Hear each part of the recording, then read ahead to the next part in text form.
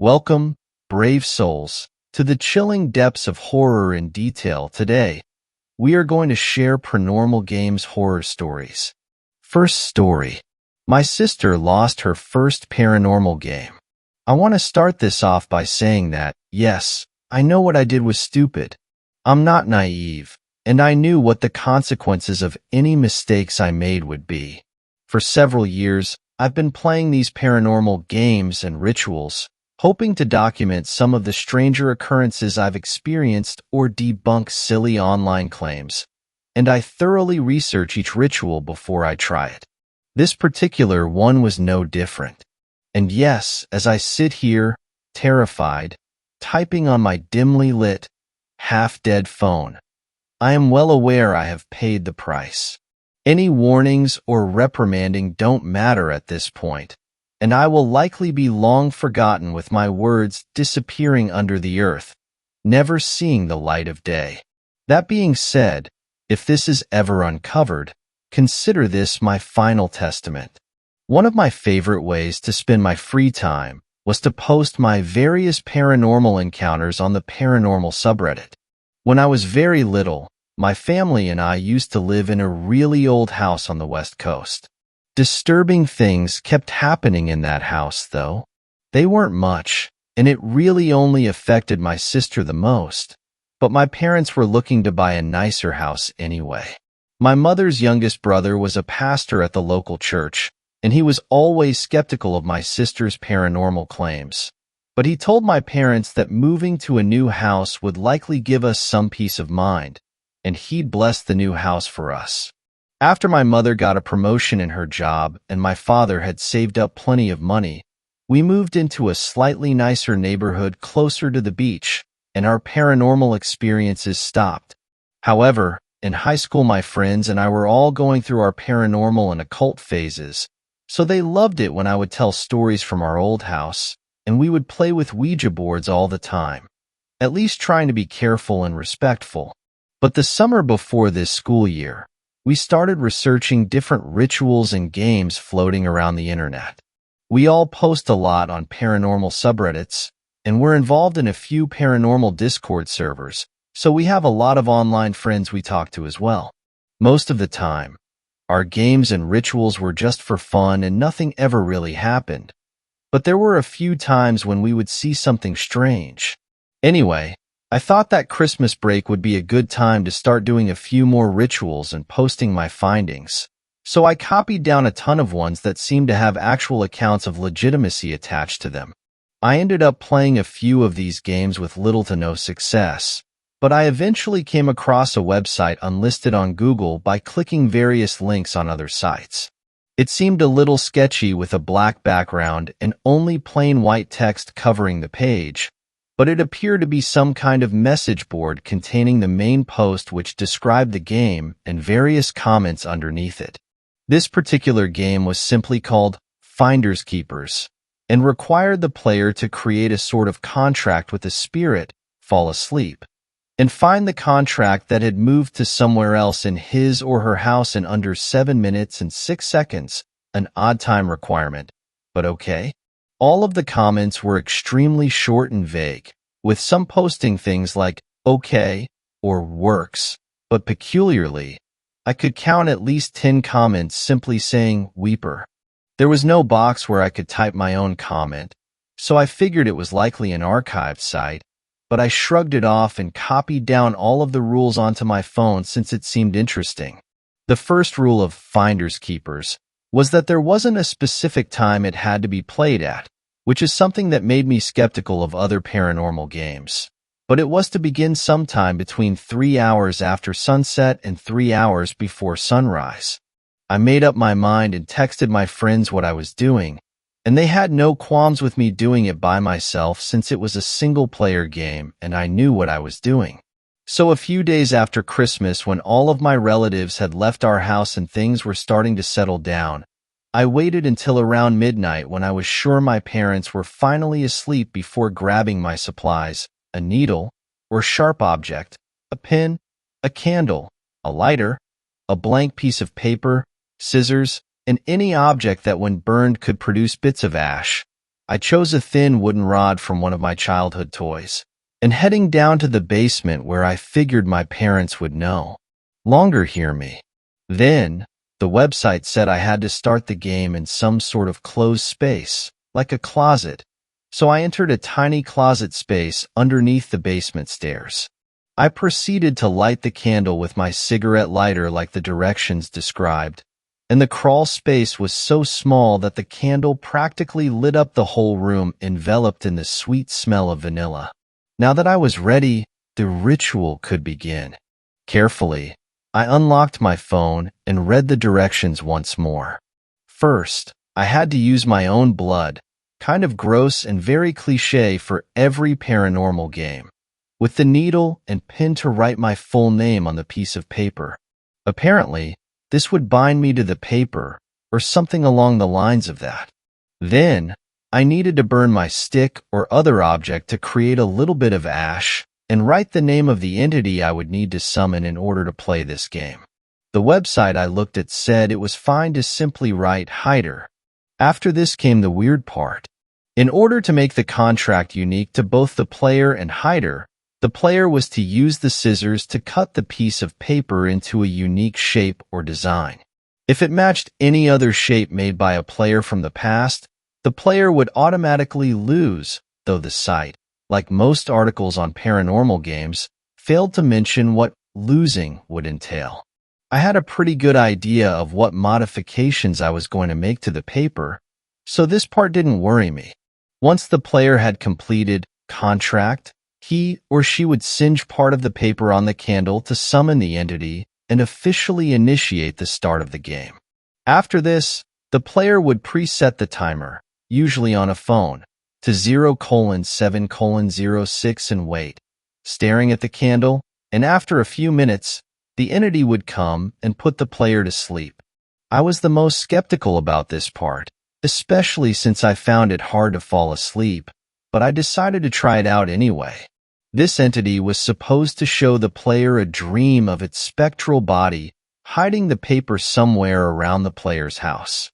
Then when the player woke up, the contract would be gone and he or she would start the timer and have 7 minutes and 6 seconds to run to where the entity had placed the paper. Upon obtaining the paper, the player would stop the timer, yell, "I win," and run back to the candle to burn the candle, thus banishing the entity and ending the game. It all seemed fairly simple, and I was both excited and nervous to see if the ritual would work.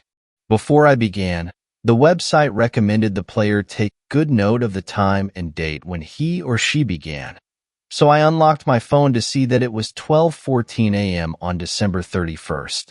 Then, I took the needle to scrape off a scab I had on my knee and watched the blood bead up on my leg.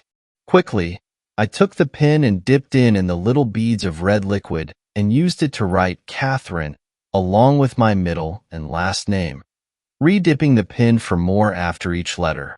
When I finished, I wiped away the blood from the scab I had opened up and focused on the candle. I then took my wooden rod and dipped in the flames, charring the sides. The charred parts broke off when I pressed the rod onto the paper and acted like chalk, allowing me to scrawl hider under my name.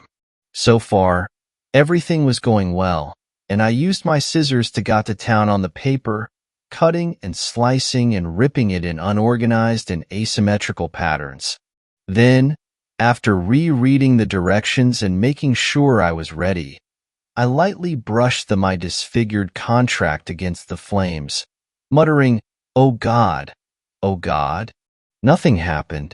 Almost ready to give up and text my friends that the ritual was bullshit, I stared at the candle intensely, willing something to happen. For what felt like an eternity, I sat there in silence, listening to the sound of my heart rate echoing in my ears. Finally, to both my delight and horror, I heard a soft whoosh as a small draft-like gust of air entered the room, causing my candle to flicker ever so slightly. I'm not really sure when I passed out, but I do remember the feeling of my shoulder blades hitting the tough carpet as I fell backward. My head felt foggy, and all of my movements seemed fluid and light. Though I could tell this was likely a dream, I was far from lucid and had little understanding of what was going on. What I saw next shook me to my core. When my vision cleared, I realized I was still lying on my back, staring up into the darkness. But the only thing I could see was the entity up close and personal, staring at me with all his dreadfulness. It's hard to describe this horrifying creature accurately, but it closely resembled the large head of a fat, white, hyper-realistically hand-drawn cat with ugly glowing eyes and a rotted yellow Cheshire grin.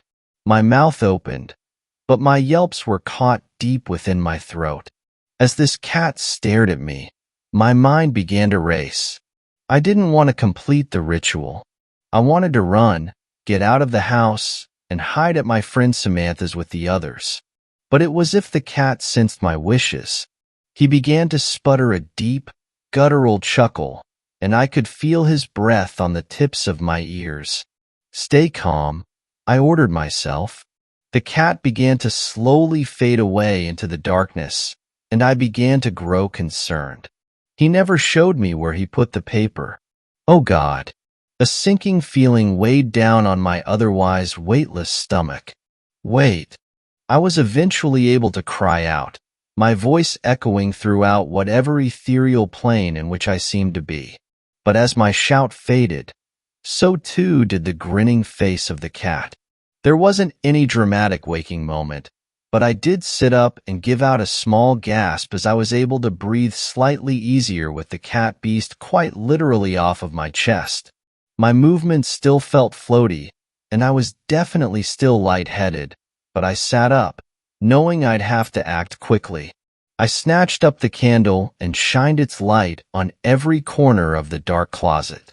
Sure enough, the contract I had signed was nowhere to be found. Out of the corner of my eye, I noticed the timer on my phone had already started. Right, the 7 minutes. I need to go.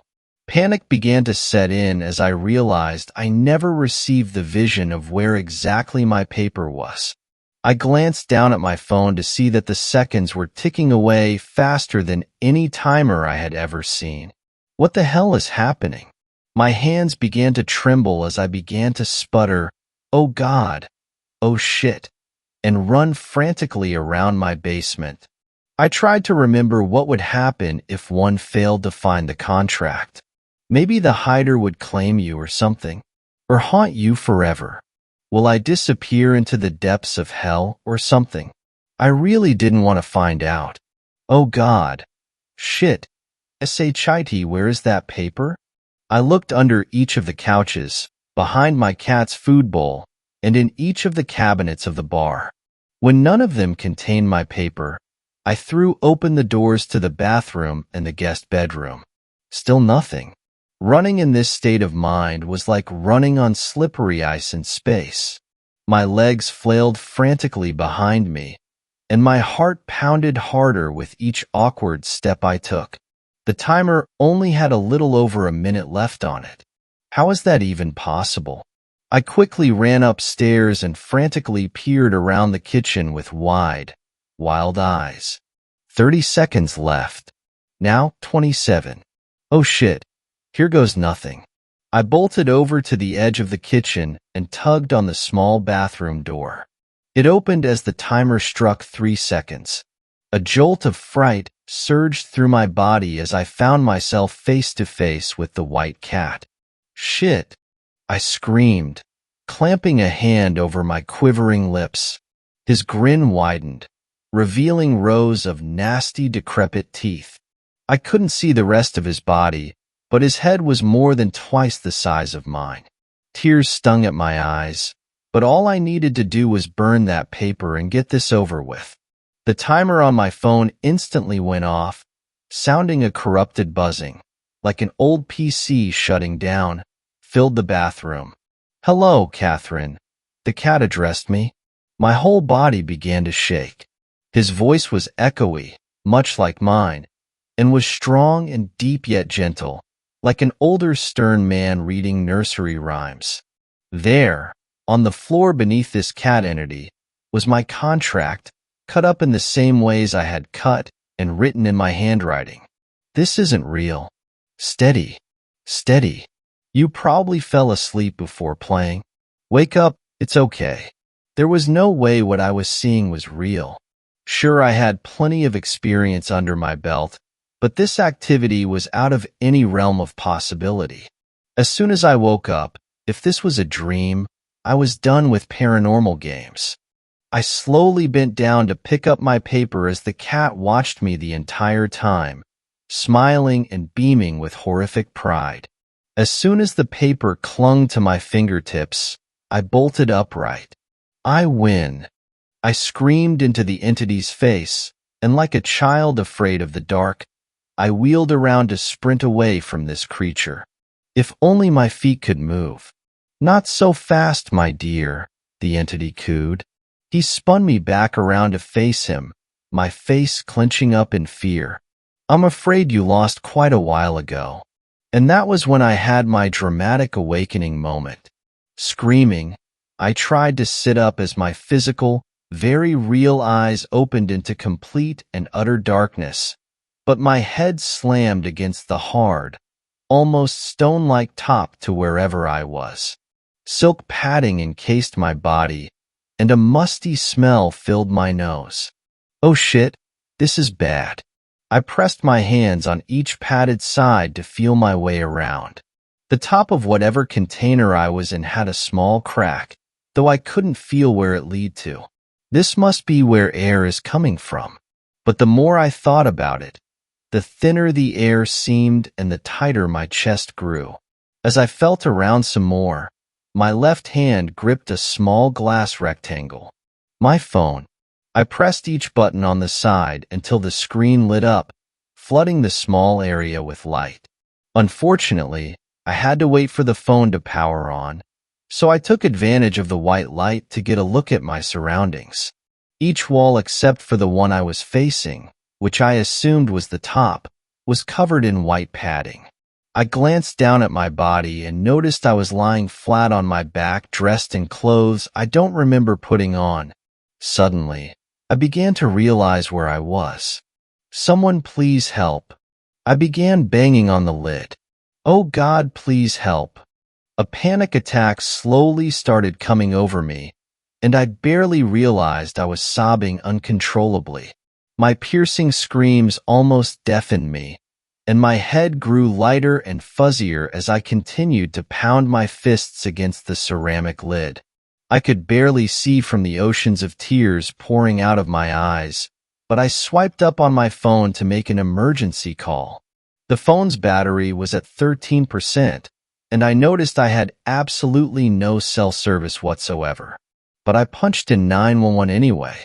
Instantly, I was greeted with the standard, "Your call cannot be completed," message, and I began to wail harder. I tried my parents and my sister, unsure of what I was expecting, and nothing worked. I'm fucking trapped, I sobbed to myself. I lay there for a while, crying and hitting the lid with my head until I felt dizzy. This is it, I whispered. This is fucking it. I closed the phone back to its lock screen. A ripple of terror washed over me as I read the date as January 3rd. Oh, what the hell? Unsure of what else to do, I opened my notes app and began typing down with trembling hands everything I could remember, beginning with rudimentary notes of what happened. I was eventually able to write a little more, and I plan on writing this for as long as I have left. No one will ever see this, but if anyone decides to check up on me, please warn Samantha never to try this. Oh God, please. I never thought anything like this could even remotely happen. Shit. I can't feel my feet anymore, and my chest is getting really tight. 1% left. I don't know what to do. Please, please, I don't know what to do. Edit. I really have no idea how to begin this post. Finding this on Catherine's phone absolutely devastated my family, but I really needed to share this with someone. And I thought this place might be where it can finally be put to rest. Let me explain. We found my sister's body around 5 a.m. when my mom went downstairs to feed our cat. She was completely unconscious and stone cold, and when I finally woke up to about 30 missed calls from my parents, she was pronounced dead in the emergency room. The next few days were hell for us. None of us slept, and Catherine's friends kept pounding us with questions about her whereabouts that night and the location of her phone, which was nowhere to be found. But that was the least of our worries. Obviously, the strange circumstances of her death warranted an autopsy, but we live in a fairly large county, so it took several days before the coroner could look at her, so she remained in his office that whole time. However, when he took her out to begin the autopsy, her head was bruised and her fingers were bloodied. I didn't let my parents see the full note on her phone, so I'm not sure if they know in excruciating detail what I know. The coroner's autopsy showed that Catherine died from a combination of lack of airflow and something along the lines of a panic attack while she was inside the fucking container. I really don't know what to do, and my parents have just shut down. After the coroner found the missing phone, which is really weird because no one has any idea how it got in with her, he gave it to us, and I charged it up to look through her texts and photos, finding this message. My parents have now completely shut down. My mom has started drinking, and I start therapy on Thursday, though I've found that smoking a lot of weed kind of helps. Right now, I'm absolutely terrified. What if that thing is still in our house? And how the hell did it do this to Catherine? I also have no idea how long she had to type out her note, especially since it was quite long, but I really don't want to think about what was going on in those hours. I did edit her note a little bit for clarity and added some of the introduction about our old house for some background. I try to keep it in the same voice, though, but it was really hard reading what she went through, especially towards the end. She's still logged on here on her computer. Second story. My life is in ruins after a paranormal experience at a roadside motel. Right off the bat, I want to get this out there. I do not believe in ghosts. Or did not, that was, until my experience last week. Now I'm not too sure. What changed my mind? My night at a creepy roadside motel. I guess by definition, all roadside motels can be described as creepy. Nearby highways, dimly lit parking lots, shady characters hanging out of doorways smoking. And the one me and my girlfriend stayed in last week, where I had this paranormal experience, was no different. A place well and truly stuck in the 50s called The Lodge. We found it just off the I-95 in the middle of Maine. We were on our way to Canada to attend a wedding in the province of New Brunswick and were driving because 2 weeks earlier my girlfriend had had the great idea of taking the scenic route, basically because she hates flying. Why not? I had thought at the time. What else could be more enjoyable than a nice summer drive up through Maine? It turned out that a lot of things could have been more enjoyable, for this scenic route came with a lot of rain and not much else. A storm coming off the Atlantic pounded us the moment we left Boston. The music in our car accompanied nonstop by the swishing of windscreen wipers. We had been due to stop at the night in Portland on the coast with a friend, but that morning he had called to say his mother in New York was sick and he would be spending the weekend with her. Never mind. Why don't we stop somewhere else for the night? And that is where the roadside motel comes in. It was just before sunset that we pulled into its parking lot. Over the noise of the storm, I asked, "Is the place abandoned?" Which was not an unreasonable question since half the doors and windows in the U-shaped courtyard were boarded up.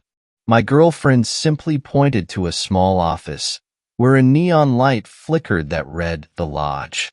Just below the sign, through a dirty window, sat an old lady behind a desk, watching us. I got out into the rain. Flashes of lightning zigzagged across the black sky as I jogged between the little rivers forming on the broken tarmac. Between the rolling thunder, you could hear the drones of the passing vehicles on the nearby I-95. Upon my entrance into the office, a room which smelled of a mix of cigarettes and mothballs. The old woman merely stared at me, her eyes hollow and lifeless. "Are you open?" I asked, water dripping from my coat onto the stained carpet. The old woman did not say anything, only continued to watch me with her hollow eyes. Then, like she had been considering my request, began to nod slowly. "Okay, how much is a room?" She rose from the chair, placed on the counter a set of keys, which had the number 66 attached as a tag. "Okay, yes. At this point you turn around, get back in the car, and hit the highway." It was that part in the horror movie where the lead role finds a staircase descending into darkness, and yourself, from the safety of the audience, are screaming, "Don't go down there, stupid." But what do they always do? They always go down. I suppose it wouldn't be such a great story if the character slams the door shut and leaves the killer waiting in the dark, twiddling his thumbs, would it? But I digress. At the old woman sliding the keys forward, I got out $20 and waved it in the air like a white flag. $20 for the night? The old woman nodded and pointed at the keys. I glanced out of the window towards the car. Lightning momentarily illuminated my girlfriend in the steam-up car, nervously watching me. "Should we stay here?" I turned back round to the woman and grabbed the keys. "Thanks," I muttered, and headed back out into the rain.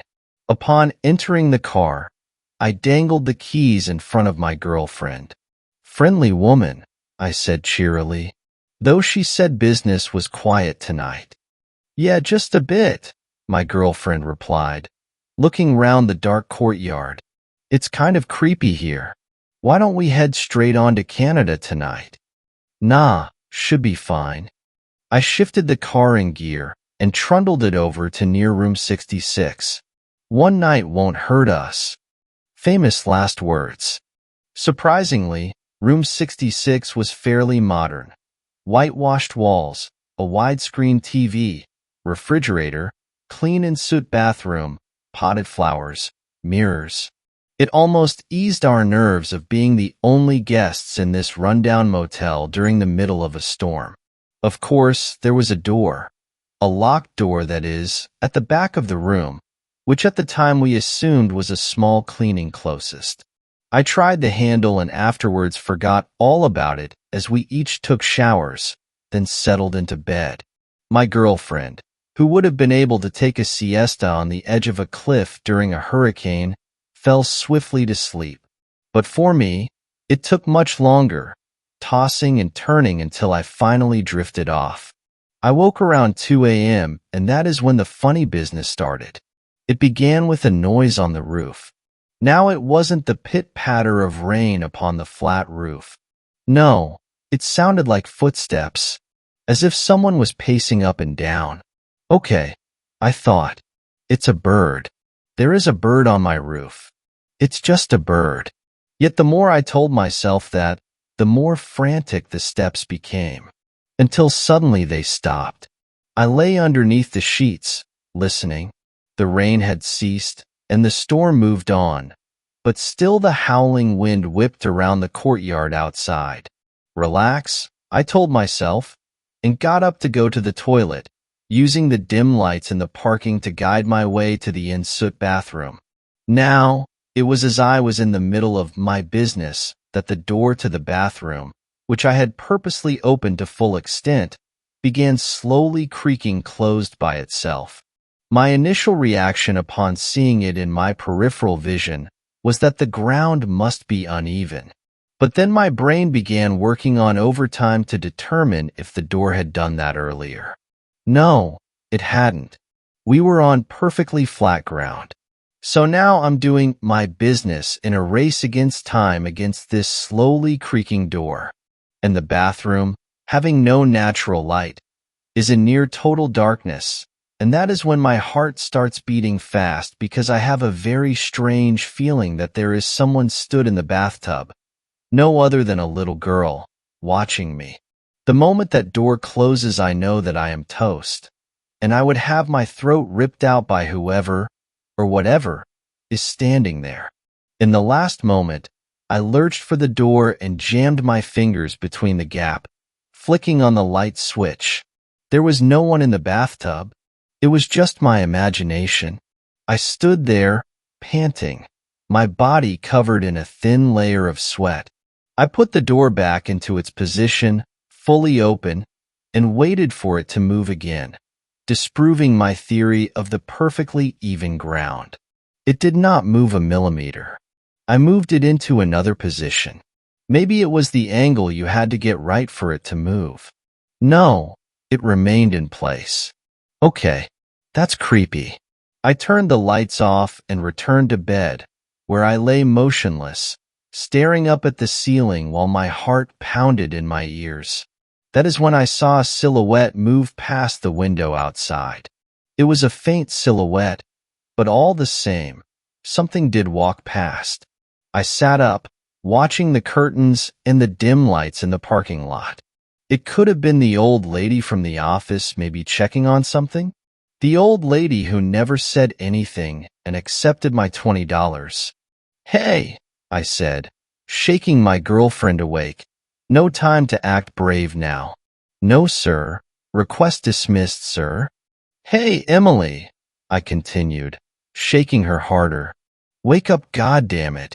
But she just lay asleep, or unconscious. I felt a plunge of fear. And that's when the parking lot light went out, casting the room into total darkness. Wake up, Emily. I wanted to scream, but no words came out. And then I heard a key being placed into the lock of that door on the other side of the room, the one that we had assumed was the cleaning closet. And the key slowly began to turn, until the lock clicked, and even though I could not see it due to the darkness, I felt a draft of cold air and knew it had drifted open. Oh, I'm thinking, sitting there next to my unconscious girlfriend, shivering with fear. What do you want? I called out feebly. I was answered by the flick of a light switch, revealing that what lay behind that door. It was a corridor. There couldn't be a corridor, though. The motel was a small U-shaped courtyard of single units. There was surely not enough space. Yet, right before my eyes was a secret passage. I got out of bed. Yes, that's right. In my PJs, I got up and started inching towards the corridor. Why? I don't know why. Something was drawing me in. It was like my body had a mind of its own and was taking me towards the corridor. No, I croaked, trying to convince my body to stop. I could only control the neck muscles, however, so I turned to look at my girlfriend in the bed, to try and plead with her to wake up and save me from the imminent disaster that I was soon to befall. But as I turned my neck, I quickly found that she was awake, watching me with hollow and lifeless eyes like that of the old lady at the desk. Emily. I stuttered. She rose her finger to lips, shushing me. Then she grinned and blood spilled out of her mouth and ran down her chin. WWWHATTF. I never got to finish the sentence because the force that was pulling my body had brought me into the middle of this secret corridor. On either side it ran off into darkness. There were other doors that lined the passage, doors which all had the number 666. Then, out of the darkness, one end of the corridor began to glow red. It grew brighter, and strangely, I could feel a throbbing, like somewhere down there was a beating heart. I turned my head away, and as I did, I glanced back into my room, where I saw that my girlfriend was now standing beside the TV, her body slumped, her face hidden by her hair, as if she was possessed. Emily. I tried to scream, but yet again, no words came out. The corridor glowed so brightly now, I could feel the heat on my skin. The next part was the worst. From behind the doors that lined the corridors came the sound of voices. People I knew. A friend who had passed away long ago started calling my name. beating against the door with his fist. He calling to me to let him out, telling me it was my fault he died. How long I stayed in that corridor for I don't know. It might have been a minute, maybe a day. Who knows, maybe I am still trapped there, perhaps in one of those rooms, waiting like my friend for the next victim to be ensnared in the trap. Somehow, however, I don't know how, I found myself back in the car, driving down I-95. I was shaking violently, and my girlfriend lay in the passenger seat unconscious. I pulled right off the highway and made it to the nearest town, where I collapsed at the front door of the nearest house, babbling incoherently about demons and witches and corridors and motels. It's been a week now and my girlfriend is still not awake. That night she was airlifted to Maine Medical Center where it was diagnosed that she was in a coma. I gave my statement to the police about what happened at the motel. They don't believe me. Of course they don't. Would you? An officer told me that the lodge closed in the 60s after a father murdered his whole family there one night. But that's my story. Emily's family are here in the hospital and are refusing to speak to me. They think I tried to murder her. I rang my folks and they flew out a few days ago and are with me now. My dad's been sorting out a lawyer because he heard whispers of myself being charged if Emily fails to wake up. I'm sharing this account because I don't know who else to turn to. Maybe I'm mad, but I experienced something dark and disturbing last week in that motel. Third story. A deadly game of red light, green light. All of you are familiar with the red light, green light game. You have one person turned away from the rest of the group, and the person yells green light to start. When the person yells red light, everyone has to stop, and if someone is caught still moving, they are out of the game. What if there was a version of the game where the prize was your life?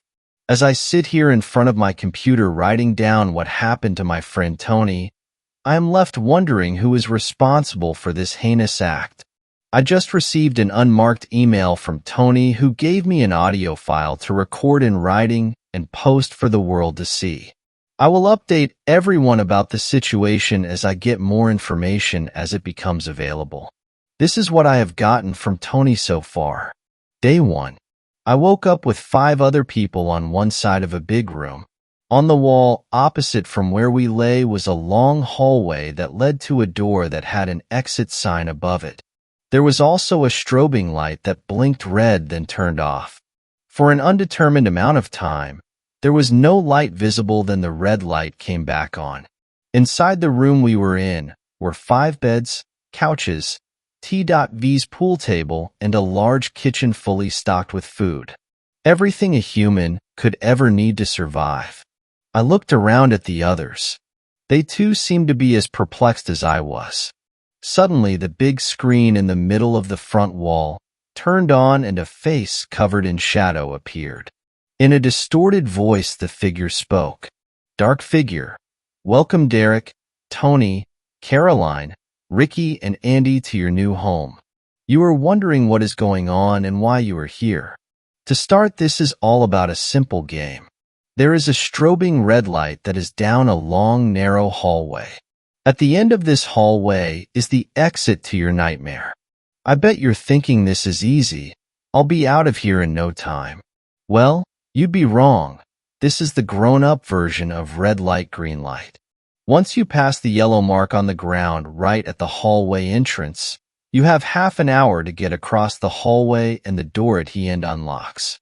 If you are moving when the red light comes on, or you aren't at the door by the time the timer runs out, the door will lock and you just lost your first chance. In all, you get 3 chances. If by the 3rd try you fail, a door will open and a gun will be pointed at you, and you will be killed. You have as long as you like to get out of here. There is enough food stored in the kitchen to feed 5 people comfortably for 2 weeks. Longer, the more people die while trying to get out. Welcome to your new life, and have fun. The video ended with him laughing in a distorted voice. Then the screen went black once again. Everyone stood in silence as we all took in the situation. I decided to break the silence. Tony, why don't we start off with introducing ourselves? My name is Tony. I am a teacher, single, and my hobby is woodworking. I was 5'8" with short brown hair and brown eyes. I wore a Pink Floyd t-shirt and blue stretchy jeans. Caroline. My name is Caroline and I am a lawyer. I am also single and my hobby is knitting. Caroline was just a little shorter than I was. She had brownish blonde hair and blue eyes. She wore a business suit with a skirt. Andy. My name is Andy and I work in a warehouse. I am single and my hobby is watching hockey.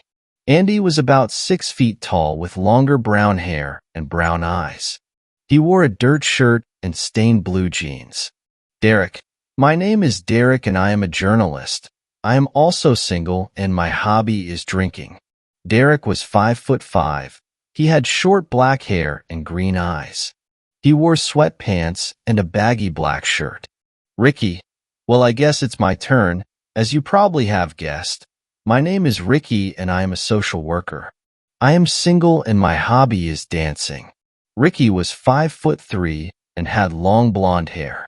She was more on the heavy-set side. She had blue eyes and wore a summery dress. A clock hung above the TV which read 2:30 in the afternoon. I walked over to the hallway and stood right before the yellow line and surveyed it. It was about 20 feet long and there was no place to hide. The red light came on, at which point I looked down at my watch. After 10 seconds it turned off. Stayed off for 15 seconds and the red light came back on. 8 seconds later the light went off.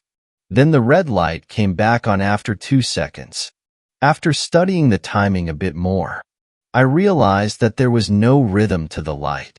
I sighed and was pushed out of the way by Andy. Andy, this is going to be easy. Just watch the pro do it. He stepped across the yellow tape, and a digital clock started on the door 30:00, 29.59. It was counting down. When the red light turned off, Andy started to walk. After 3 steps he stopped, but the light stayed off for 10 more seconds. He cursed when the red light came on and waited for it to go off. When it went off, he took 5 steps and stopped. Not a second later, the red light came on. Tony. Oh, that was a close one, Andy. I called to him. When the red light went off again, he sprinted down the rest of the hallway. When he was just out of hand's reach of the doorknob, the red light came on, and an audible click could be heard. The clock on the door disappeared and Andy banged on the door. Andy, let us out, you lunatic. I have places to go, people to see. He continued to bang on the door. Then a new voice cut through the room. If you don't step away from the door and get back beyond the tape, there will be consequences. Andy, oh, what, are you going to kill me? I bet your threats are moot. I don't see a door that for a gun to go, though. Andy continued to bang on the door. He slammed his shoulder against it and then stomped his foot against it. It didn't budge, though. Unknown voice. You have 10 seconds to get behind the line or you will die. This is your last warning. Andy paused and thought about it. When it came to 5 seconds, he decided he didn't want to find out if they were bluffing or not and booked it down the hallway back to us. He was 5 feet away when the voice reached 1. He leaped forward, trying to get beyond the tape. Unknown voice, 0. Just as he said it, a shot rang out and Andy's head exploded in blood. He fell to the ground just short of the yellow line. His blood splattered against myself and Caroline as we stood in shock as to what had happened. We moved away from the hallway and went over to the beds. None of us spoke after that.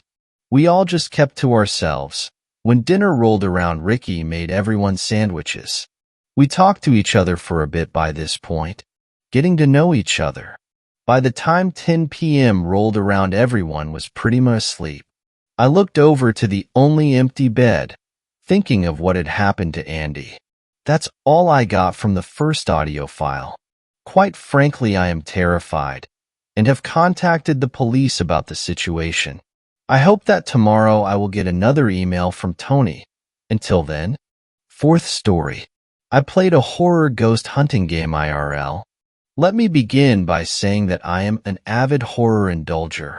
I like pretty much anything and everything scary, short of pure gore.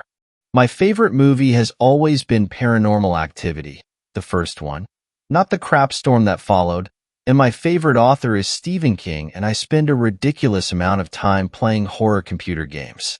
It should then come as no surprise that I jumped at the occasion of being a tester for the new horror game pilot that came out last month. This was the first horror game ever created IRL, in real life, mimicking the new fad in computer games that I won't name for copyright reasons, where you normally travel to a haunted house, find the ghost, and exorcise it. God, I was so excited when I heard the news that such a game is happening. I put my name down last year and finally was selected to participate in the beta testing. I had two options. I could either participate with a group of strangers or I could bring my own friends, up to a maximum 6 players. Luckily for me, I have been in the horror scene for so long that I could muster up 5 more people who were as equally excited as I was. We spent a fortune getting to the location, as we were all out of state arrests. But c'est la vie, as the French say. We were all working adults with money to spend, and spend we did. I won't bore you with the mundane details of our arrival. Suffice it to say we all got on location timely. The plan was simple: get to the house, have a quick run-through guided by the game makers, and then go play. We were booked for 3 hours of play, which the game makers estimated would mean a good 2-3 rounds. Now, for those familiar with aforementioned video games, feel free to just skim this next introductory bit, just to spot differences between computer and IRL playstyles. For those of you who are completely clueless, I will try to explain the game in a way that won't make your head spin. The purpose of this game is simple, simpler than on PC. Find and identify the ghost type. No special quests, no extra tasks. There were 6 potential aggressive ghost types: Spirit, Demon, Jinn, Wraith, Oni and Mare, and Casper, the friendly ghost. There were also 4 types of equipment we were allowed to carry to be used to find evidence: EMF readers, thermometers, sound recorders, and cameras. Additionally, we were also given flashlights, lighters, and walkie-talkies. So, to recap the simple basics, use tools to find evidence and identify the ghost. The end. Upon arrival on location, we were presented with some forms to sign, waivers in case anything happened. It seemed sensible. The standard "we are not responsible if you fall down the stairs and break your leg, blah blah, but we can sue you if you set the house on fire." Afterwards, we were escorted to the back of a big white van, parked right outside the house, and which contained all the equipment, and each handed some material to read. Firstly, information on the equipment, type, and amount. 2x EMF reader counts as evidence only when the EMF meter indicates red, henceforth known as red EMF for evidence purposes. 2x thermometer only counts as evidence when the temperatures go below 0, freezing temperatures for evidence purposes. 2x sound recorder. Record yourself asking your question and give the ghost a few seconds to reply. Then you play it back to yourself and listen to see if the ghost said anything. SR for evidence purposes. 2x camera. Walk around with it turned on, not recording, and spot any sort of ghost activity. This normally looks like a foggy gray humanoid-like appearance, only seen through the lens of the camera. Ghost particle for evidence purposes.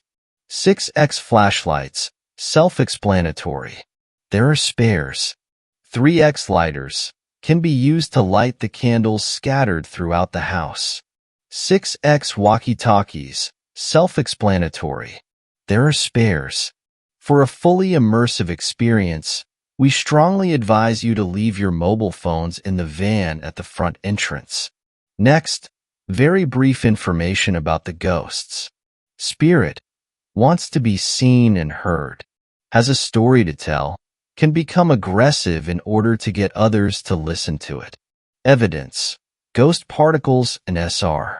Demon, vile, hellspawn creature that only wants to hurt people. Evidence, red EMF and SR.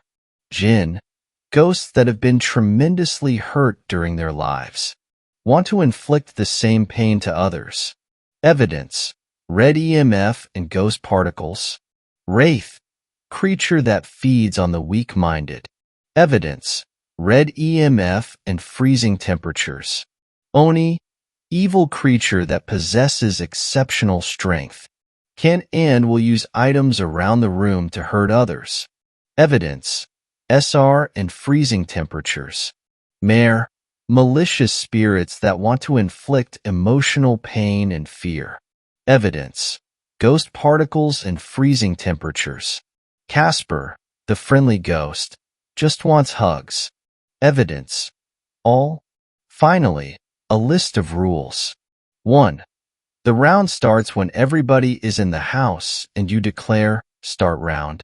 The doors will lock behind you, so be sure to bring all items inside first, including the spare flashlights and walkie-talkies.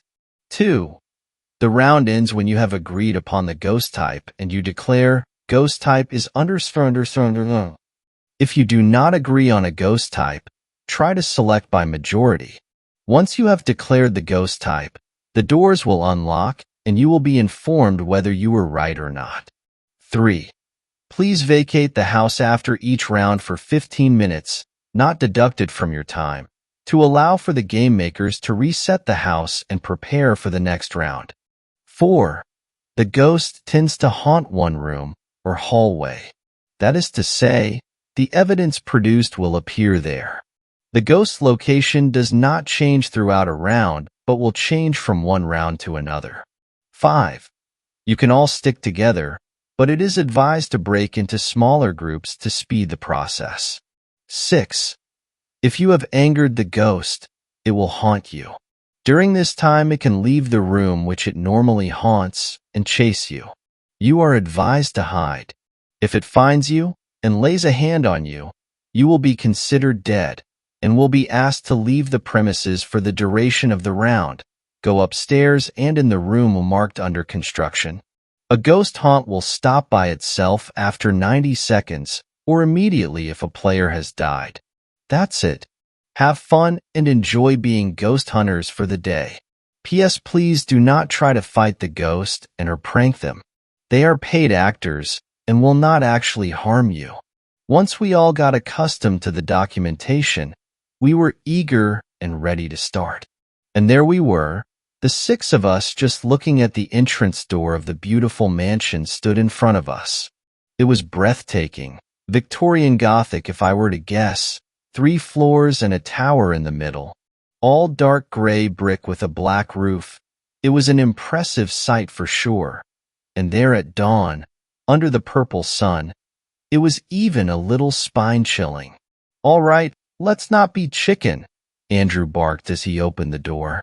Based on his intonation, one would expect that he'd slam it right open, but I could tell he was nervous when instead he pushed it open slowly and walked in. Benjamin and Mark followed right after, which was surprising to me, as Benjamin was always a scaredy cat online. But maybe he wanted to impress his boyfriend, even if Mark and he had been together for quite some years.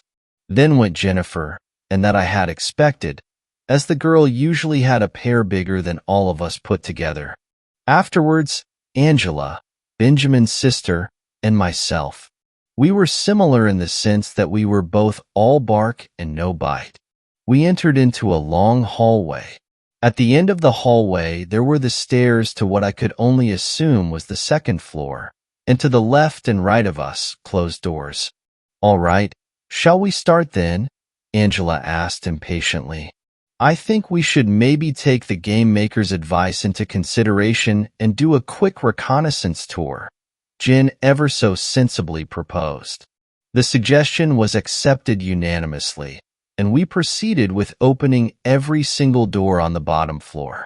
We found a large storage, a guest bathroom, an impressively immense living room, complete with a fireplace, a piano, a beautiful satin 3-seater, Then on the other side of the hallway, a Gothic dining room with black chairs and a black table, above which, straight in center, a candelabra and a somewhat rustic kitchen. We then went upstairs, where the narrow hallway at the top of the stairs was met with yet another, slightly larger horizontal hallway. Similarly to downstairs, each side of the hallway held quite some closed doors. We discovered a couple of bedrooms and the under-construction room just opposite the stairs. On the side of the stairs, to its right, a kid's room and a big bathroom, a bit ridiculous in my opinion, with a big tub straight in the middle of it, surrounded by one of those room separators you see in TV shows about kings and queens. To its left, a large unfurnished room, some moving boxes scattered around. We assumed the game makers did not have the funds to finish it, so they left it to look like the family who'd moved in there was just not done unpacking. Not uninspired. All right, I guess now we can start, Andrew noted after we'd all gone downstairs and into the van to grab all our equipment. Right. Start round, I declared. No need to yell, players. We have ears everywhere. We confirmed the start of the round. As this is your first round, take your time. We grant you a grace period of 15 minutes before the ghost would even appear. We heard the game makers reply. We will announce when the time is up. We all stood in the hallway, poking at the equipment and trying to figure out how it all worked. Apart from the brief instructions in van, we didn't have much to go on, and I myself had never seen an EMF reader in real life before. Once we got the hang of which buttons to press, how to turn stuff on, and how to interpret the information on the equipment, Mark broke the silence. We split up then?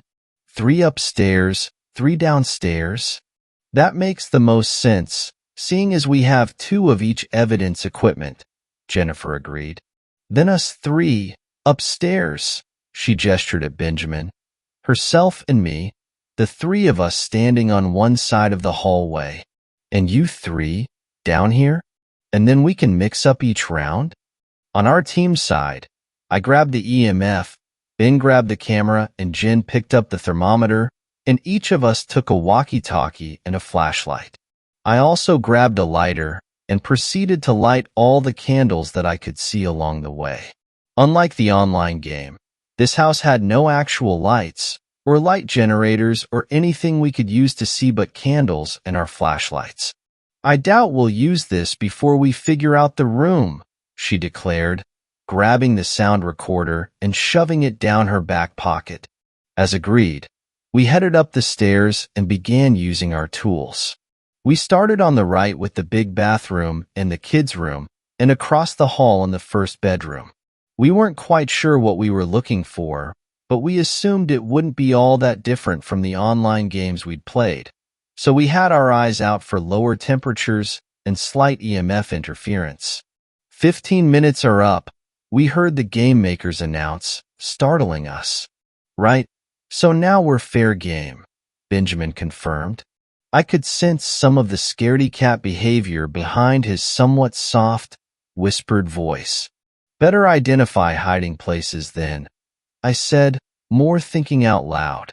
As I would pass certain locations, like big wardrobes or beds with enough space underneath to hide, I'd make a mental note. Not long after the 15-minute announcement, the guys from the other team walkie-talkied us. I think we got the bastard, Angela announced. Got some cold air around this kitchen. On our way, I responded, as we made our way back downstairs. The kitchen was just at the bottom of the stairs, on the left. I am not sure whether it was because of the excitement of potentially facing the ghost soon, or because it truly was so, but I felt the room was much colder than the rest of the house. The thermometers were showing around 40 FAHR, but that could not be. They were definitely controlled by the game makers somehow, but it did not feel like mid-60s anymore, either. Despite all 6 of us being crammed into the kitchen, there was an eerie quietness surrounding us. We were all listening, scared we'd miss something if we'd talk. The kitchen was rustic and not very fancy, mostly dark with fake black marble countertops. As I was taking in everything around me, I noticed the slightest flicker reflecting in the black washstand right next to me. This, in turn, directed my gaze to the opposing wall, where a candle just appeared to have been blown out. "Did you see that?" I whispered, but I did not have a chance to get a reply as more candles were being put out by an invisible force. We all held our breaths, almost in unison, but nothing else seemed to happen. After what seemed like a very long time, finally, Andrew spoke. "So, what do we have so far?" he asked. "Well, no light," Mark replied facetiously. "I meant in terms of evidence," he countered, not being amused. The atmosphere was tense, unlike in the online game. We all felt a little off, a little unhinged. "We don't have any evidence as far as I can tell," Jen replied, as she moved across the room to relight the candles. I decided to help and pulled my own lighter out. I flicked it to ignite the spark, and just as I moved it toward the candle, a light breeze blew it out again. This time I felt the cold wind on my fingers, and it made me shriek. Then, remembering I was playing a horror game, I started laughing. That seemed to lighten the mood all around, as everybody joined in.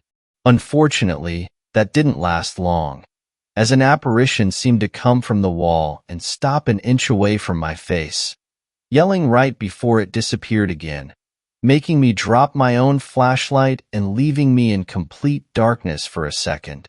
Grateful to my bladder for not failing me, I recollected and picked up my flashlight.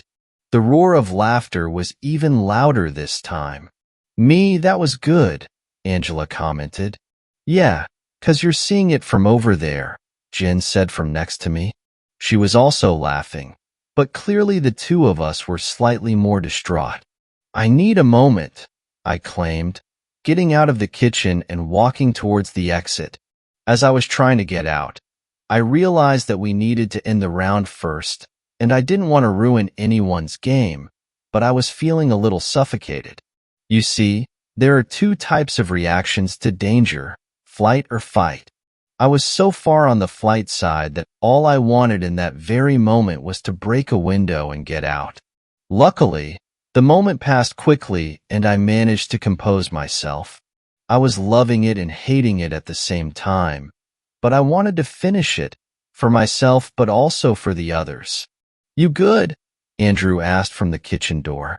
I could barely see him from his flashlight at times. Then I realized his flashlight was flickering. In the online game, that meant the ghost was haunting. "Hide!" I yelled as I bolted towards the storage room next to the entrance. I wasn't sure if they realized it too or not, but I threw myself behind a stack of big shelves and started counting down from 90. I hadn't made it past 30 when I could hear the game makers announce, "Please make your way to the under construction room now," and I realized someone died. Ironically, this made me feel better. It made it all seem like a game, the announcement, the fake death. It removed some of the tightness I was feeling in my chest, and I returned to the kitchen. "So Mark bit the dust," Andrew informed me as I entered. "We couldn't really get out of the kitchen, as the ghost bolted out of that cabinet over there, and it just went for the first person in its way." "But look, we have 28 degrees now," Angela exclaimed. "So, we have freezing temps, and we know it's not the friendly ghost, as it definitely did not hug Mark," she added, giggling. "So that means it could be a wraith, Oni, or mare," Benjamin interjected, checking his info package. Most of us left ours in the van. I was grateful that Benjamin was generally an overly prepared know-it-all right now. "I don't get any significant EMF," I added, looking down at it. Although just as I said that, my EMF went absolutely crazy. It wasn't a steady red. It was all over the place, from red to 0 back to red. "Wait, does this count?" I asked, fighting the urge to throw the EMF across the room. I think it does, Jin confirmed. That'd be a wraith then, Benjamin said. Great. Shall we give the game makers our answer then, and go again? I asked, excited by the prospect of some fresh air. Aye. Ghost type is wraith, Andrew confirmed. You are correct, ghost hunters, came the voice of the game makers. Please grab all your equipment and vacate the house, which should now be unlocked. Return in 15 minutes. We started grabbing all our things as Mark joined us from upstairs, and we all left, sharing impressions and feelings. The second round went a little bit better in the sense that the ghost was in the living room, and it was Casper. So we all gave him a big hug and vacated again for 15 minutes. All in all, we had about an hour and 20 minutes left, enough for a game, maybe even two. Start game, Andrew said. You three down, us three up, he said, separating us into two teams. It was Jin, him and me upstairs, and the other three on the ground floor. This was now our third round, and we had become comfortable with the house and the equipment, so the initial setup was fast and smooth. While the first two rounds had been pretty straightforward when it came to evidence, we quickly learned that it was not the case now. I think I have EMF 5 here, Angela walkie-talkied us from downstairs. All right, we're on our way down, I replied while Andrew and myself headed for the stairs. Jen was in the farthest room of the house, so she was lagging behind. I think it's in the kitchen again, Angela said, meeting us at the bottom of the stairs. Hang on, guys, came Jen's voice through the walkie-talkie. I'm getting freezing temps in this empty bedroom. I think at least. Andrew took out his own EMF, and sure enough, it was a high response, but it was not a clear 5. I think the evidence is not as straightforward anymore, he concluded. Best make sure we get it right. All right, from the top then, I said, going back upstairs. Jen's in the empty room on the left, so you check the bathroom and bedroom on the right, and I'll go across from you in the first bedroom, okay? Andrew said to me as soon as we had reached the second floor again. That way we cover most ground, then we regroup and switch tools. I nodded and followed instructions. I was manning a camera with infrared, looking for ghost particles, so my flashlight was a mere hindrance. As I entered the bathroom, something seemed off, however. The shower atop the bathtub, the one awkwardly placed in the middle of the room and partly concealed by a room divider, seemed to be running. Guys, I think it's here. I ran out of the room and yelled down the hall, forgetting about the walkie-talkie in my excitement. I went back into the bathroom, ignoring all my survivor's instincts, camera held towards the bathtub. I couldn't quite make out what was happening through the little camera screen, so I decided to put it down and fumbled for my flashlight. As I turned it on, I heard a loud splash coming from the bathtub. What the? I said to myself, and I walked carefully a little closer. Then I saw it, a leg. A fully dressed, wet leg was coming out of the water. To my initial relief, and then immediate panic, the leg was attached to a man. The dude, absolutely huge in appearance, was rising from the tub, completely soaked. I froze, felt like I couldn't move a muscle. He was immense, wore what looked like black leather pants and a simple white t-shirt, which, wet, clung to his skin. He had long, messy black hair. Who are you? I asked, but nobody replied. The man, now completely upright, bent over and grabbed something from behind the room divider. A chainsaw. He was now completely turned to me, holding the chainsaw with both hands, pulling out the starter rope. The chainsaw started revving, and the sound startled me out of my mental block. Shit, I thought to myself. This felt wrong. This was not part of the game. That did not look like a prop. A million thoughts ran through my head at the same time, all of them directing me towards the nearest exit, and not in a calm and orderly fashion. Instinctively, I threw my camera at him, startling him, and started to run towards the door. "Guys, run! Get out!" I yelled, "Help!" But just as I started screaming, music started blasting through the speakers, muffling my voice. Nobody could hear me. The doors were probably still locked. I had to warn everyone and get out. I ran into Andrew right in the hallway and grabbed his hand. He looked startled. "Don't think this is part of the game. Dude has a chainsaw in there," I said, dragging him towards the stairs. "You serious?" he asked incredulously. "It's locked." "Fuck!" I yelled, realizing the door at the top of the stairs wouldn't budge. "Yeah, I'm serious," I confirmed, although I didn't need to. As Andrew flashed his light behind us, we caught a glimpse of him walking slowly out of the bathroom, grinning. Sick fuck. He was enjoying this. "Guys!" I yelled as I ran into the unfurnished bedroom. But everybody was mesmerized by the music and the gimmicks, thinking it's part of the game. "Guys, we gotta get out," I tried again, as I pushed a window open. Nobody was paying attention to me except for Andrew. They were into all their tools, which seemed to have gone crazy. I climbed out the window and Andrew followed me. I looked down. It was a long way, but it looked like there was a trash can right below, filled with leaves and grass. I hoped to God it would break my fall. "Guys!"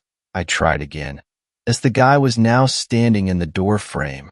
Jen looked at me, not completely understanding what I was doing halfway out the window. By the time realization hit her, the guy's chainsaw was halfway through Benjamin.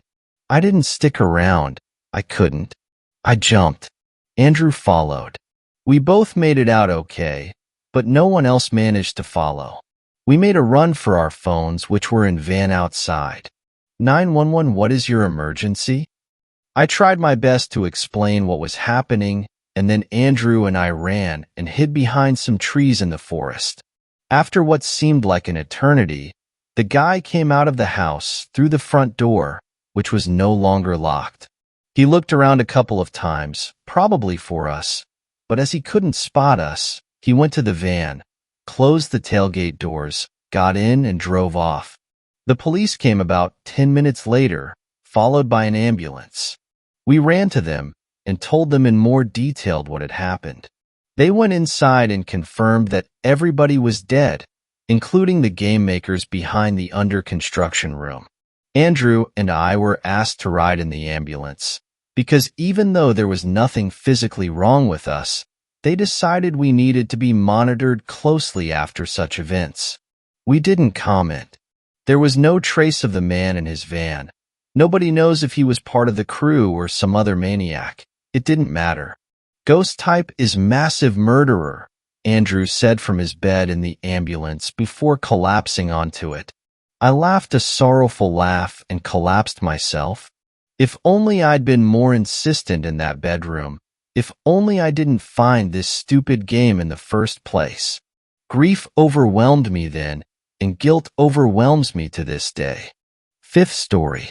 I was a hoax paranormal investigator, right up until I met the family that showed me hell itself. I know that immoral doesn't quite cover it. It isn't as though I awoke one morning and decided that was the Thursday I was going to roll out of bed and become a piece of shit. I didn't pull on last year's trainers and make a pact with myself that my bank balance would triple because I was going to become a ghost hunting scam artist, greasing my endless lies with snake oil. But it doesn't matter. Not really.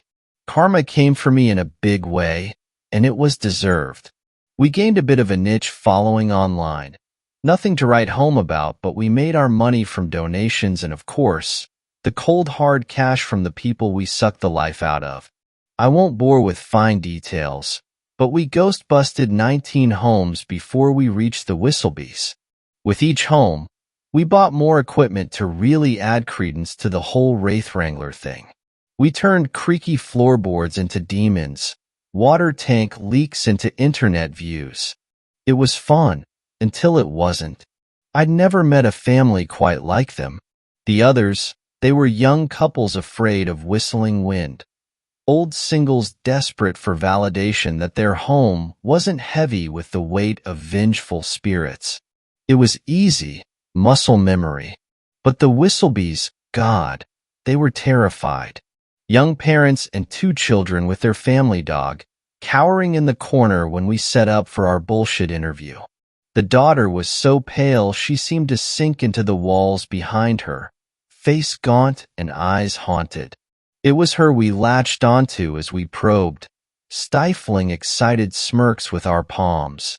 "He never leaves," she whispered, staring through us as if we weren't really there. If her eyes glimmered once, they certainly didn't now, lost and soulless as she gazed into the abyss. It was Adam who managed to coax the words from her lips, voice soft as he gently probed. "Who is he? We have plenty of equipment here to find him in whatever corner he's hiding. We just need to know as much as you can tell us." A wry smile made its way onto her lips as she finally looked at Adam, voice low and deliberate. "You don't need to find him. You'll know where he is, I promise. He walks on the ceiling and crawls down the walls. He'll find you."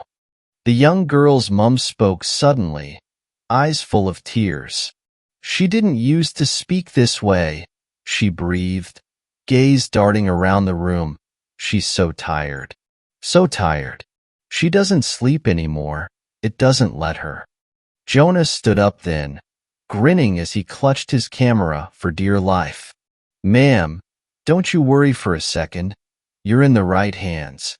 We'll find out what your visitor wants, and we'll cast him right out of here. You have my word." His word meant nothing, but they didn't need to know that. The fear in their aura was palpable. It was as if they had their own pulsing circle of gravity, sucking the life from the room. Their dread did something foreign to me. It made me nervous.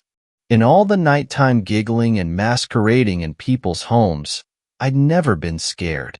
To do this job was to know that ghosts were as real as fairies in whimsical tales. It was to laugh at the notion. But during that interview, I wasn't laughing.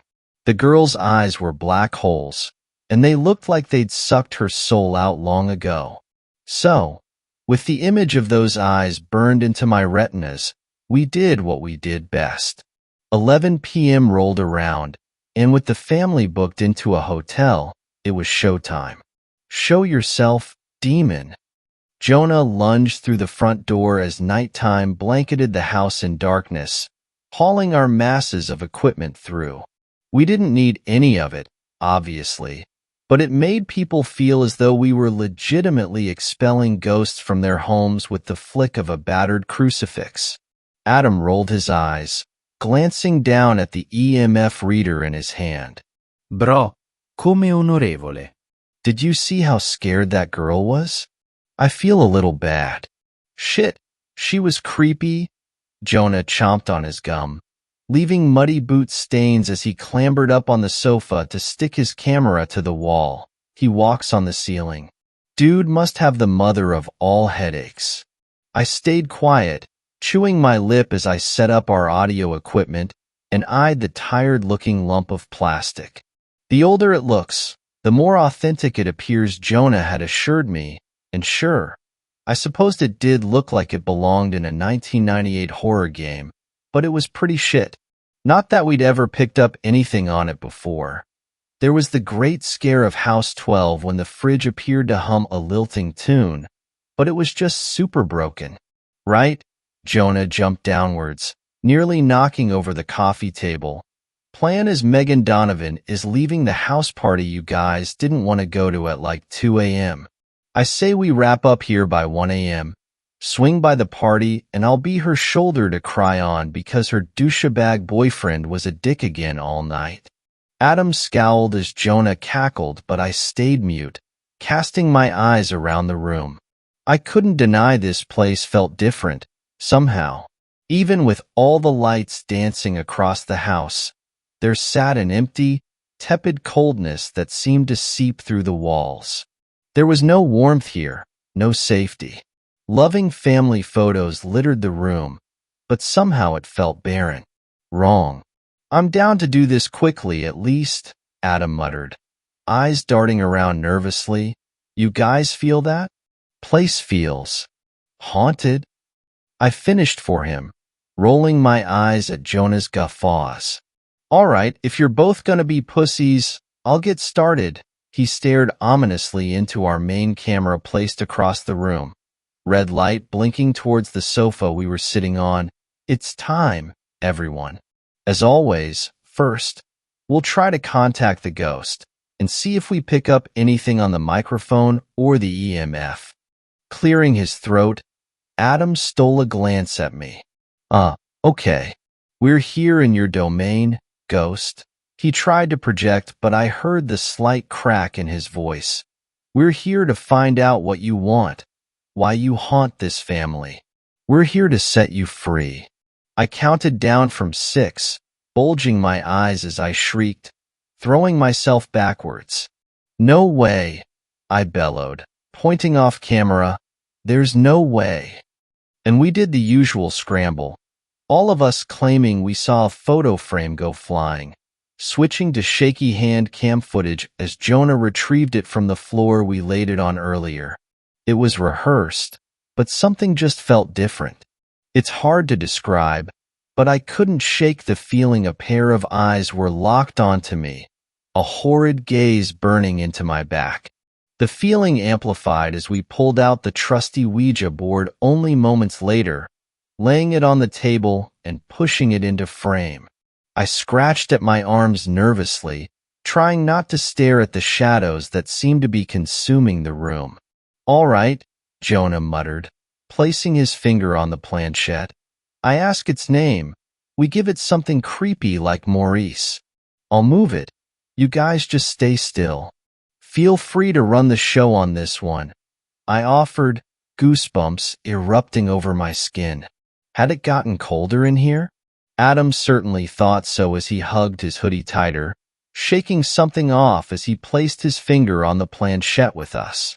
The dread was otherworldly, beginning to creep across my skin and begging me to stop. Spirit, Jonah demanded, dramatically eyeing each corner of the room. Make yourself known to us. Show us. Communicate with us. I want to ask what name gives you your power. What is your name, ghost? He waited a fairly believable amount of time before the planchette slowly began to move towards him, but I knew my heart wasn't in my lackluster reaction. Jonah would yell at me later, claiming I ruined the entire Ouija shot, but I swore I could see something in my peripheral, just out of view, staring at me. I didn't turn my head, didn't dare. Instead, I gritted my teeth and focused on the board, letting my jaw drop dramatically. Mauri. And just like that, the planchette halted. Painfully, almost. Jonah scowled, head snapping to us. Really? Dude, I was nearly finished, Dash. You stopped, I argued, wondering if it was a blanket on the bookshelf or a crumpled-up man staring dead-eyed at me, as I was beginning to suspect it was. Just do it again, Adam grumbled, and it wasn't usually like this. We didn't fight, we didn't bite. The house felt as though it was draining the life from us, the joy. I felt physically tired, as though even being here was soul-sucking. But, as I told myself, ghosts were not real. We were not real. We were opportunistic bastards, and we were leaving at 1 a.m. The planchette moved to M with ease again, and we forced our shock, but with less enthusiasm this time. It seemed even Jonah was struggling now, eyebrows knitted together tensely. Mauric. And it stopped again, but this time it jerked to the left, causing a gasp to leave Adam's lips. Jonah, what is your problem? Jonah cried, looking between us as though we were crazy. Ever since we got in here, you've been acting like a couple of little girls. I swear to God if Megan Dash. But his words died on his lips because, as we all scowled at one another, the planchette yanked our waiting fingers in the opposite direction, landing on a letter. B. Adam, for Christ dash. E. The planchette scraped horribly against the Ouija board and I couldn't tear my eyes away, sitting between the chaos of my friends arguing as each blamed the other, neither paying enough attention to the board. I swallowed, trying to watch for a twitch of the muscles in their fingers, some indication of which one was fucking with us. E. But there was none. Their fingers were light, barely grazing the object jerking clumsily around the board. Adam met my eyes, trepidation lining his features. Listen, I just want to get this shit done and get out of here. If this is you dash. L. It isn't, I returned, voice lost in the sound of Jonah growling and wrenching up the planchette, launching it across the room till it hit the wall with a sickening crack. I could only stare in shock at my furious, panting friend, but Adam leapt upwards, throwing his arms out in question. You can't be serious. Jonah, for fuck's sake, what is wrong with you? And they argued, yelled, threw their arms around, ignored the room. But I couldn't ignore the room. I hadn't been able to ignore it from the second we'd stepped in here, the atmosphere wrapping around my throat from the very first second we dared. And they weren't seeing it, but I was. The blanket in the corner of the room, hanging limply from the figure underneath it. Tall, impossibly tall, shrouded in shadow and with the fabric sagging off it horribly. Shut up, I whispered to the boys next to me, but they didn't stop. They didn't stop as the blanket began to drag closer towards us, the sound of toenails scraping on the floor echoing louder than even my friends. I could see the silhouette underneath it, the darkness that followed, the cold. But they didn't notice, not until a screech sounded, sending our eyes all in the direction of the bleeping monstrosity. Adam cried, shaking his head at the EMF detector which was flashing a bloody red color and wailing to attention. I was only distracted momentarily from the carnage, turning around in time to feel a horrid whoosh of air as the blanket fell into a crumpled heap a mere inch from my nose, dropping to my feet. The air was sucked from my lungs as I tumbled backwards, collapsing on the sofa and gasping instead of forming words. Adam looked upon me with concern, but Jonah was done. Nah, he growled, wincing at the wail of the EMF machine. Listen, I'm not doing this all over again. Come here. Let's do something with this godforsaken thing. Grab it, wave it around, just get up. My eyes were still darting around the room and only pulled from their trance as a buzzing fly landed on my hand, narrowly avoiding death with the flick of my shaking finger. It woke me up, my voice sounding more strained than I would have liked. Are you hearing that? It's detecting something, Jonah. I swear to God I saw dash. Faulty microwave, shitty electrics, I don't know. His voice raised threateningly. Seriously, stop. Let's leave the room and run in. We'll act shocked about the EMF. We'll walk around a bit, and then we're going. I'm sick of you both. I should have argued. Obviously, I should have argued. But I can't describe the way I felt in that moment. It was as though my fear gave way to denial so quickly that I was already calling myself crazy, reaching desperately for the idea that no, I was seeing things, feeling things, as though I needed to prove to myself that I was crazy, and the horrors my mind was conjuring simply couldn't exist. So I stayed. I stayed as the three of us trudged out of the living room, as we all pulled our clothes tighter and ignored the ice seeping into our skin. I ignored Adam squeezing my shoulder, a sentiment he'd never bothered with before. I ignored my thudding heart as we clutched our cameras, bursting into the living room in our most epic movie yet, ready to contort our faces in horror. But we didn't have to fake it. In the corner was our screaming EMF reader, blinking red as it had been for the last 5 minutes. But the problem was the endless claws wrapped around it, attached to a figure so tall its head brushed the ceiling and black eyes glared upon us.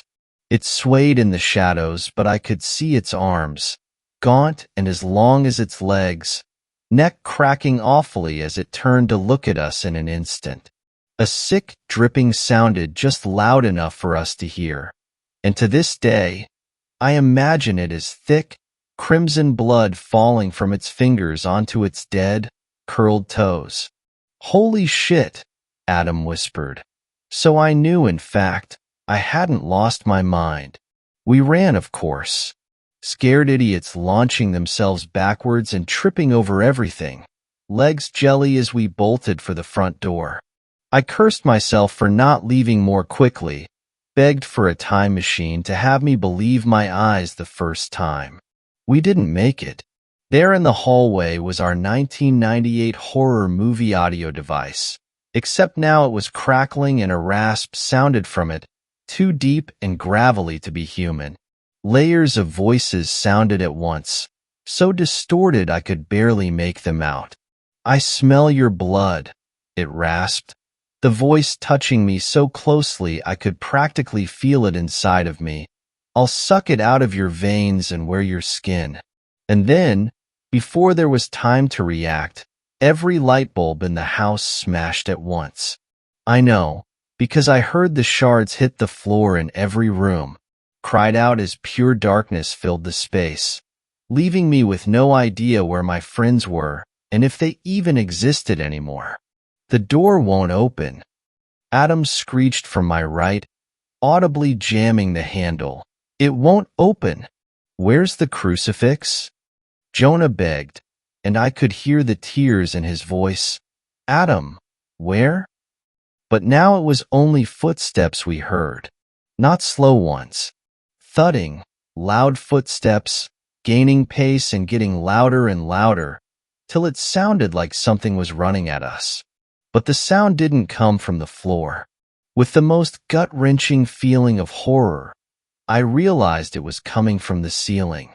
"Oh my God!"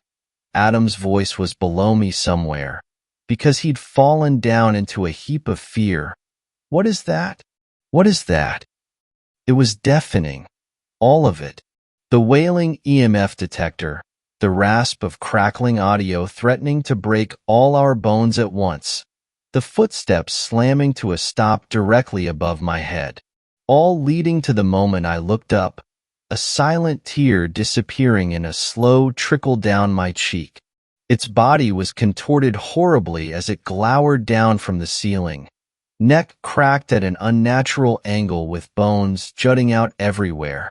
Dead, black holes for eyes bored into mine, hell radiating from them in such a way that I was knocked to the floor by the sheer force of it.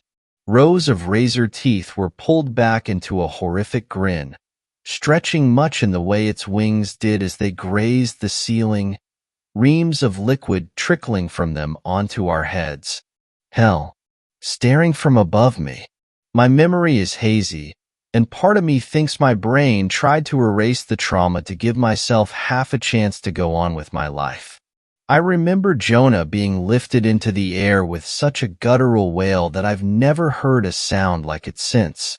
Remember the sound of his bones crackling as we ran, making straight for the living room. We threw furniture at the window and ignored the thud of Jonah's lifeless body being hurled at us, hitting the wall with a sick crack. I know we got out. I felt its eyes burning from behind me as our skin snagged on glass, as we sprinted into the hammering rain, screaming for any help we could find. When the paramedics came, most of Jonah's leg had already been eaten, the remains nowhere to be found. He woke up 6 days later, screaming bloody murder. Screams he kept up till he was sedated, only reducing to a whimpering wail the third time they woke him up. The bottom floor of the house was destroyed, along with everything in it. Our equipment crushed. All evidence of our horrors erased other than the haunted look in Adams's eyes and the nightmares that still wake me at 3 a.m. Wild animals tore the leg from an unconscious Jonah, the local police said. We were just idiots holding a seance in a house, leaving the back door open to all manner of wild animals as we partied ourselves silly. At first, they thought we trashed the house, but the Whistlebees assured the police that no, it simply wasn't the case. This had happened before, they told them. We were just caught in the crossfire. They gave their statement that night, protested our innocence, then packed their bags. They never left. Their little girl went missing that night, right before they could flee. Her suitcase sat in her room, untouched, and that house became a sad legend on those streets, spoken about in hushed tones. I left town, but something inside it never left me. We don't speak of it, the three of us. We left, and when we meet, that night exists as the elephant in the room, Jonah's scarred stump, reminding us that we didn't imagine the entire thing as a collective fever dream.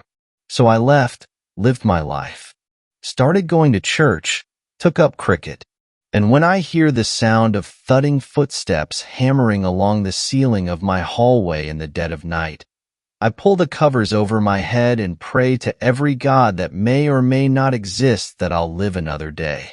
It takes such a long time to pick up all 104 crucifixes off the floor the next morning, but for the life of me, I'll never stop doing it.